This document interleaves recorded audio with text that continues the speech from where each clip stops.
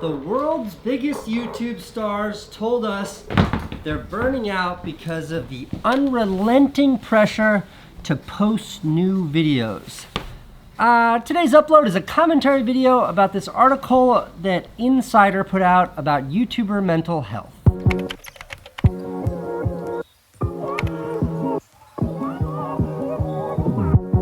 First, I like that she writes, PewDiePie, Casey Neistat, and Alicia Marie have a combined YouTube following of well over 100 million. Yeah, take a look at this chart I put together here. You'll see that Alicia Marie and I aren't really pulling our weight. Pew's coming in with 82 million here. He really makes up the vast majority of the well over 100 million subscribers. But like I said, flattering nonetheless, and I appreciate it. Burnout occurs when the reward for whatever we do is not equal or more than the effort we have to put in. Katie Morton contributed to this article, by the way. She is the woman that Shane Dawson worked with on the Jake Paul series. When the reward for whatever we do is not equal or greater than the effort you put in. I think this is true for a lot of creators, especially creators that have kind of a very quick ascension to success. Even me, I was on YouTube for 5 years before I found success, but I started daily vlogging and like within weeks, my channel exploded. And that's a really rewarding part of the process. It's exciting. But like almost anybody, maybe with the exception of PewDiePie, almost anybody, you do plateau, meaning the return you get is not as great, even though the work you're putting in is the same. I think that's why a lot of creators experience burnout after doing the same kind of content for an extended amount of time. PewDiePie is YouTube's biggest star with a subscriber count of over 80 million. But in 2016, he went through a period of feeling too drained to maintain his jam-packed schedule. As an online content creator, your presence needs to be constantly moving forward, and since your job depends on it, it can be hard to hit the brakes. When you're blessed with many opportunities, it's hard to say no, and you can easily find yourself with too many obligations to keep up. Felix said that very, very well. When you're someone who has a dream, an ambition, a goal, and you achieve that goal on any level, you feel this obligation to seize on every opportunity that comes your way. And I think that's why Felix used this language, when you're blessed with many opportunities. Every opportunity feels like a blessing. When your audience shows up day in and day out on your YouTube channel, all of that is an absolute blessing. It's an absolute luxury. You spend so much energy, so much of your career seeking out and just doing anything to find these opportunities. And then you achieve them and they're all coming at you at once. There's this obligation, this sense of obligation to say yes to all of them. And ultimately it leads to what PewDiePie describes as, too many obligations to keep up. In that effort to keep up, you become overwhelmed, and that sense of being overwhelmed manifests as burnout. Morton said the main signs of burnout are feeling tired and worn out no matter how much sleep you get. Being easily irritated and feeling like you're not successful. Feeling like you're not successful. The irony of achieving a level of success that's so overwhelming that it leaves you feeling unsuccessful. Does that make any sense? Because there's so much truth behind that. You work, you bust your ass, you try so hard to get to this level, you get there, and in order to maintain that, you just gotta keep cranking out that work, and in the absence of doing that, it starts to feel like you're not successful. It's like a reluctance to look in the rear view to appreciate how far you've come because you can only see today's demands. As creators, we feel like we have to constantly create to remain relevant because people will forget. Relevancy is this word that I think gets thrown around way too often on YouTube because I think relevancy or clout is way overhyped. Clout is something that is by definition temporary.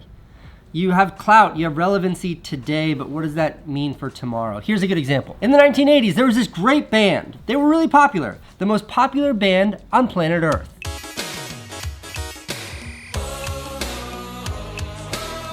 Talk about relevancy, talk about clout. New Kids on the Block was it. They were the biggest band on planet Earth at their peak. Here we are, whatever it is, 20, 30, nobody's talking about New Kids on the Block. Nobody's still listening to their music. And when you compare them to, musicians that maybe never achieved that level of clout at their peak, but made, truly meaningful work, that lasts.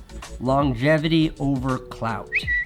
And in my humble opinion, it is quality that leads to longevity. It's making meaningful work that yields a career that will last. Not chasing clout, not chasing relevancy today, but instead making work that an audience, that viewers, that people can believe in and get behind. That is how you build a long, meaningful career. And I do think that that is something that's tremendously undervalued on YouTube, on a platform that has the immediate gratification system of view count and comments.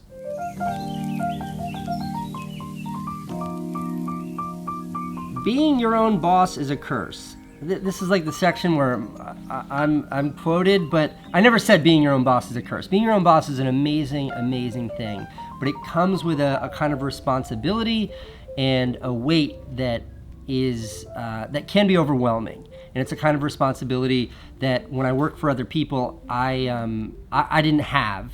But I still think working for yourself is one of the most rewarding things in the world. Okay. Casey Neistat, for example, is known for his high production value videos by his nearly 11 million subscribers. He told Insider, "It's a constant, unrelenting pressure. No matter what I'm doing, whether I'm on vacation with my family or I'm holding my baby daughter, I have this constant pressure, as most creators do, that is, what am I gonna upload today?" First world problems.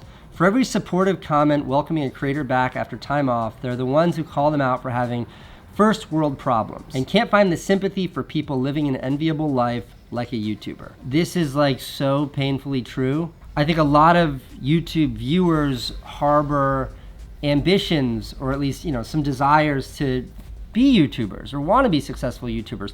So when you see somebody like me and other successful YouTubers who have been lucky enough to achieve a level of success, and then you start to hear us bitching about how hard it is and all of these pressures, why should you feel empathetic towards us? I understand that.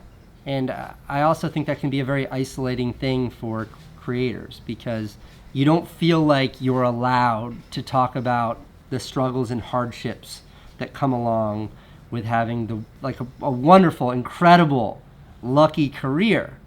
And when you feel like you can't talk about the negative parts, you start to feel alone. You start to feel isolated, and you start to feel like maybe these problems are made up.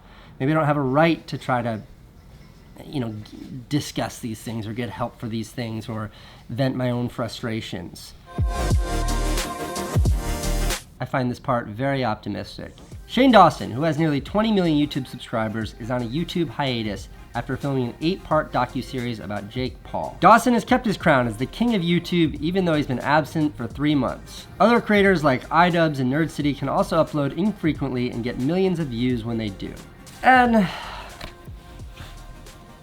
I have to say, I find that so optimistic. I see what Ian, what iDubbbz can do, where he disappears, he uploads nothing. He doesn't even use Twitter that much, and then when he comes back with a video, it's a video that people want to see, and it explodes. And Shane does the same thing masterfully.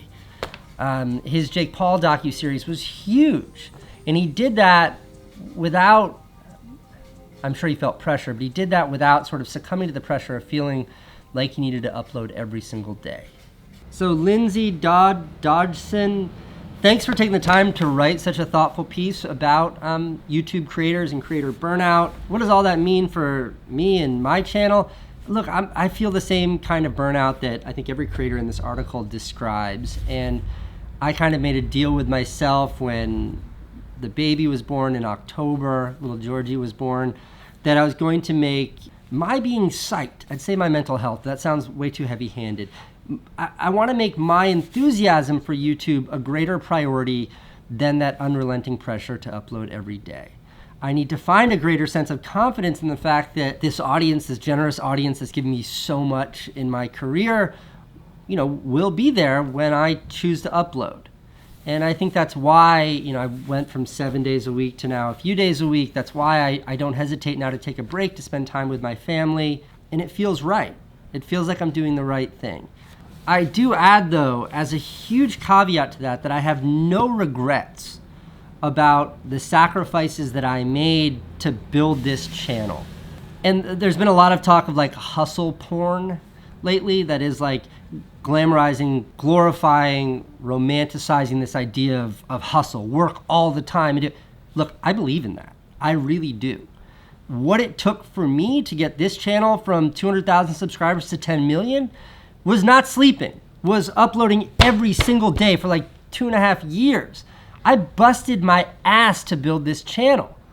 And I appreciate that. And I don't have a whole lot of sympathy for people who aren't willing to do that but want the success. Hard work is always required to get to where you want to be. You know, I never imagined YouTube taking me this far in life, but it has. Like, by hook or by crook, by luck, by hard work, I got to this incredible place. And now I have to stop, take a deep breath, appreciate that I'm here, and start to think of the long. Start to forget about clout and focus on longevity, focus on family, focus on making the work that I truly care about. All right, that's it. That's it for this video. That's it for this commentary video. I hope some of what I said made sense. I hope it resides with you. I hope you appreciate the this pie chart I put together, because it took me like 20 minutes to draw a circle and to cut out Felix's head. And I'll probably see you tomorrow.